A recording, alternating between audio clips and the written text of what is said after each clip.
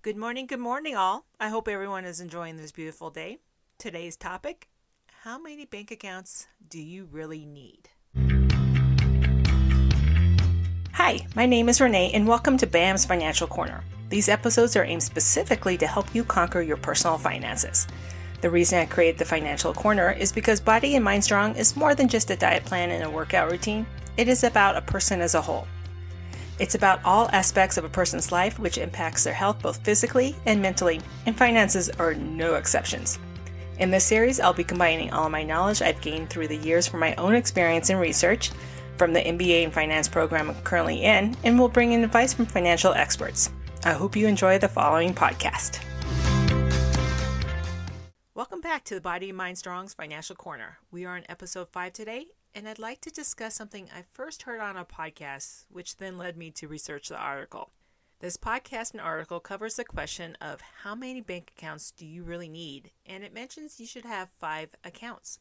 This is a really interesting question for me, and it is not one I have considered before I listened to this podcast on this topic. For me, I've had multiple accounts at one time, as many as 7 last year. Yes, 7.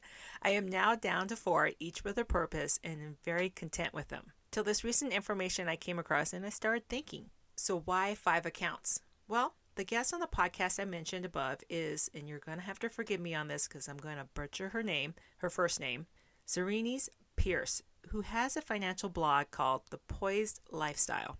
She created what she calls the High 5 banking method, how to bank with a purpose.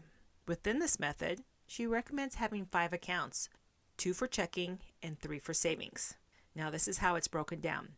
The 2 for checking include 1 for bills, for your mortgage, your car payment, your phone bill, utilities, all the fun stuff.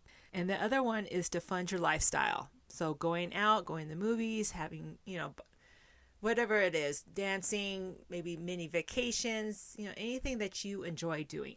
Now, as for savings, you have 1 for your emergency fund, which we all know, especially after this whole COVID thing, we all definitely need to have. 1 for your long-term savings, which is what I would deem like, let's say you want to save up for a house, you want to save up for a car, that's for your long-term savings.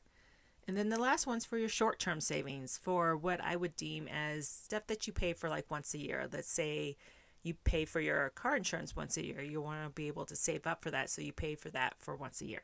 After reading her blog article on the High 5 banking method, I became very intrigued. Why? Not really sure, but I think it has something to do with the fact that I love organization, planning, and structure, or that I'm working on my MBA in finance.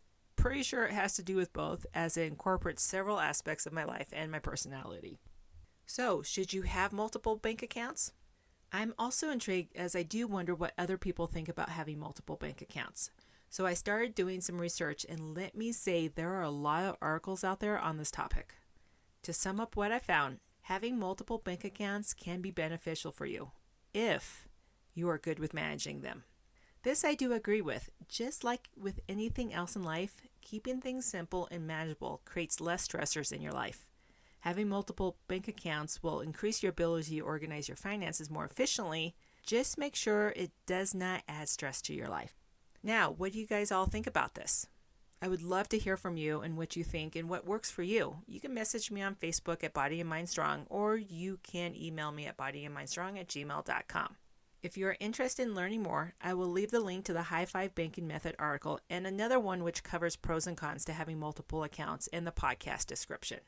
Before I let you go, I'd like to do a quick plug for a community group I started for women over 35 who lift weights. It is not connected to my business. Rather, I started it specifically just for the support and the community. It is brand new, that's a little hard to find, so I'll leave the link to the group in the show notes as well. If you're interested in joining this group, please check it out. I'd love it. Okay, if you have any questions or would like me to go into more detail about any specific topic, please let me know. You can email me at bodyandmindstrong@gmail.com, or you can find me on Facebook, Instagram, and YouTube. I hope you found this information to be useful, and if so, please click the subscribe button. I would very much appreciate it. Thank you so much for tuning in, and I'll catch you on the next episode of BAM's Financial Corner. And make sure you're doing at least one thing today that will get you one step closer to one of your goals. Have a great day, everyone.